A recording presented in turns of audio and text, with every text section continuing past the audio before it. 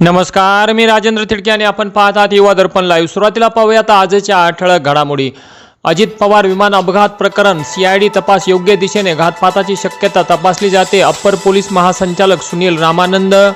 सुनेत्रा पवारांची पक्षाच्या राष्ट्रीय अध्यक्षपदी निवड, पक्ष कार्यकारिणी बैठकीत निर्णय। प्रफुल्ल पटेल यांची घोषणा। महायुतीचे सरकार आल्यापासून 1,20,000 सरकारी नियुक्त्या। फडणवीस आणि टिप्पू सुलतानने 75,000 हिंदूंची कत्तल केली, तो इंग्रजांशी लढला पण स्वतःचे राज्य वाचवण्यासाठी हे आपल्याला शिकवले नाही। मुख्यमंत्री या सगळ्या मुलांसाठी जोरात टाळ्या वाजवा।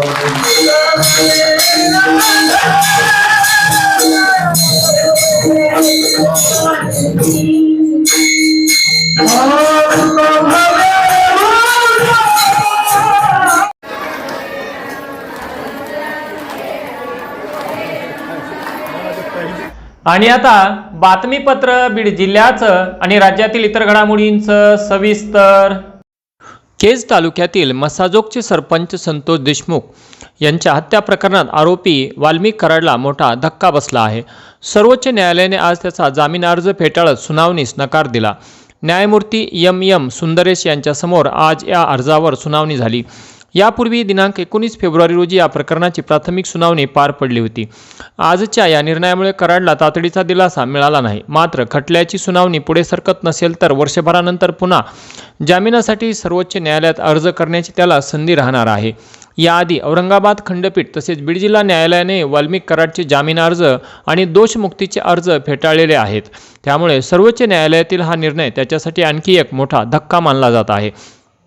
आजच्या सुनावणीपूर्वी संतोष देशमुख यांचे बंधू धनंजय देशमुख यांनी कॅव्हेट दाखल करून आपली बाजू ऐकून घ्यावी अशी मागणी केली होती। बीड जिल्ह्यात रविवारी झालेल्या वादळी वाऱ्यासह अवकाळी पावसाने शेतकऱ्यांच्या हातातोंडाशी आलेला घास हिरावून घेतला असून बीड जिल्ह्यात अनेक गावात शेतकऱ्यांचे ज्वारी, गहू, हरभरा, मका, भुईमूग, आंबा तसेच इतर पिके व फळबागांचे मोठ्या प्रमाणात नुकसान झालेले आहे।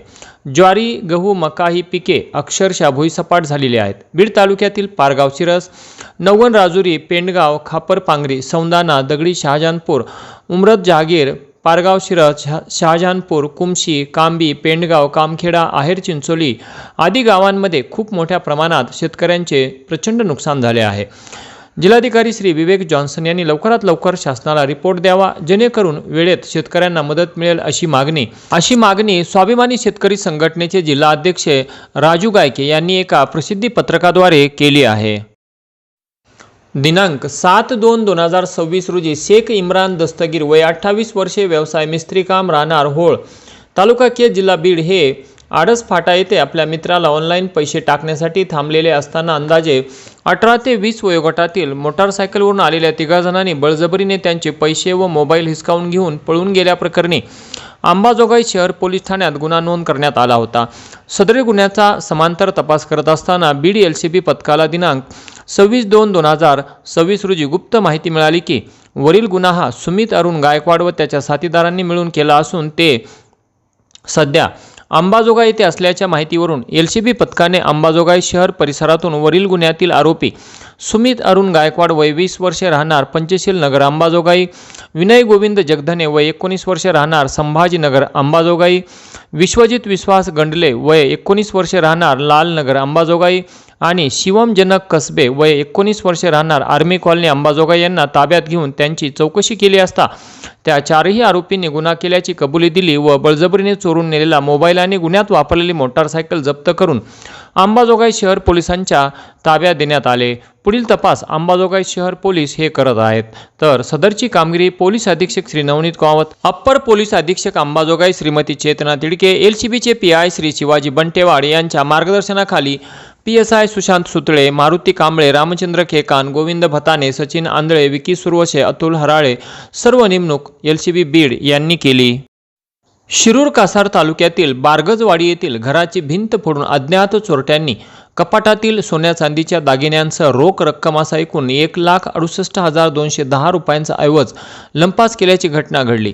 शिरूर कासार तालुक्यातील बारगजवाडी येथील रहिवासी द्रौपदाबाई बाळासाहेब मिसाळ वय 70 वर्षे ह्या व त्यांचे पती हे जेवण करून रविवार दिनांक 22/2/2026 रोजी रात्री 10च्या सुमारास घरासमोरील पडवीत मागच्या घराला कुलूप लावून झोपलेले असता मध्यरात्री त्यांच्या घराची भिंत फोडून अज्ञात चोरट्यांनी कपाटातील 4 ग्रॅमचे वेलजोड अंदाजे किंमत 33,610 रुपये, 1 ग्रॅमचे हुजूरजोड अंदाजे किंमत 7,600 रुपये, 2 ग्रॅमचे 49 मणी अंदाजे किंमत 15,400 रुपये, 1.5 ग्रॅमची बुगडी अंदाजे किंमत 11,600 रुपये व 1 लाख रुपये रोख असा एकूण 1,68,210 रुपयांचा ऐवज लंपास केल्याची घटना सोमवार दिनांक 23 फेब्रुवारी 2026 रोजी सकाळी 6च्या सुमारास मिसाळ दाम्पत्यास निदर्शनास आली. त्यानंतर शिरूर पोलिसांना या घटनेची माहिती देत अज्ञात चोरट्याविरुद्ध शिरूर कासार पोलीस ठाण्यात गुन्हा दाखल करण्यात आला असून पुढील तपास पोलीस अंमलदार S.G. खाडे हे करत आहेत. तर या घटनेमुळे परिसरात भीतीचे वातावरण निर्माण झाले आहे. दिनांक 24/2/2026 रोजी बीड जिल्हा न्यायालयात वकील राम डोंगरे यांना मारहाण करणाऱ्या आरोपीविरुद्ध कडक कारवाई करण्याबाबत बार कौन्सिलने मुख्यमंत्री देवेंद्र फडणवीस यांच्याकडे तक्रार केल्यानंतर शिवाजीनगर पोलिसांनी तातडीने आरोपी राधाकिसन करपे याला अटक करून न्यायालयात हजर केले असता त्याला 3 दिवसांची पोलीस कोठडी सुनावण्यात आली आहे. तर या प्रकरणी एकाही वकिलाने त्याचे वकीलपत्र न घेता आपली एकजूट दाखवून दिली. बीड जिल्हा न्यायालयात प्रॅक्टिस करणाऱ्या ॲडव्होकेट राम डोंगरे हे दिनांक 24/2/2026 रोजी दुपारी 12:30च्या सुमारास आपले कामकाज करत बसलेले असताना राधाकिसन करपे आणि 3-4 महिला व पुरुष त्यांच्याकडे आले आणि या लोकांनी अचानक त्यांच्यासोबत शिवीगाळ करत डोंगरे यांना मारहाण करण्यास सुरुवात केली. त्यानंतर वकिलांनी हा सगळा प्रकार न्यायाधीश यांच्या कानावर घालून शिवाजीनगर पोलिसात धाव घेतली. मात्र या घटनेला तब्बल 24 तासांपेक्षाही अधिक काळ उलटून देखील गुन्हा दाखल न झाल्याने वकिलांनी न्यायालयाच्या दारात आंदोलन केले होते. तसेच या प्रकरणी महाराष्ट्र बार कौन्सिलने मुख्यमंत्री फडणवीस यांच्याकडे धाव घेतली होती. थेट गृहमंत्री यांनी या प्रकरणी लक्ष घातल्यानंतर शिवाजीनगर पोलिसांनी तातडीने या प्रकरणातील आरोपीला अटक केली व आज त्याला न्यायालयात हजर केले असता 3 दिवसांची पोलीस कोठडी सुनावण्यात आली आहे. या प्रकरणी अन्य 4 ते 5 आरोपी मात्र अद्यापही फरारच आहेत. श्री संत भगवान बाबा सामाजिक प्रतिष्ठान बीड येथे दिनांक 21 ते 28 फेब्रुवारी 2026 दरम्यान अखंड हरिनाम सप्ताह सुरू असून रोज रात्री कीर्तन सेवा संपन्न झाल्यानंतर प्रतिष्ठान येथे महापंगत देण्यात येते.